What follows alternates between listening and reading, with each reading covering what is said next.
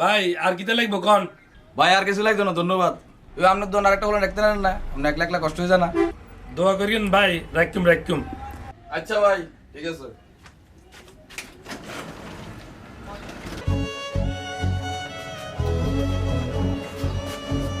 ভাই সামনে ঈদ চান ভাই, আমার তো কোনো কাম কাজ নাই বুঝছেন নি, আমার একটা কাম দেন না ভাই। ভাই আমারও তো একটা প্ল্যান দরকার, কিন্তু বেচা কিনা তো নাই। আমি তো আপনার বেতন দিতে ইচ্ছেন না। আপনার আরে বেতন দেওয়া লাগতো না, আরে 3 বেলা খাওয়াবেন, যা ভাল লাগে আপনি মাস শেষে দিয়েন। আরে আইতে এনকার লোকে তো আইতে আসি, তাড়াতাড়ি আয় তাড়াতাড়ি আয়, তাড়াতাড়ি কামো লাগি যায়। আজের থেকে আমি যা, আজের থেকে কামো লাগি যা। হ্যাঁ এটি পরিষ্কার কর, পরিষ্কার কর, পরিষ্কার কর, ঠিকঠাক করে কাম কর, সুন্দর করে। হ্যাঁ সুন্দর করে কাম কর। এই হলা এদিকে আয়। মাজন সাহেব কোন কিতে? তোর তো 1 মাস হয়ে গেছে, ধর বেতনটা লই যা।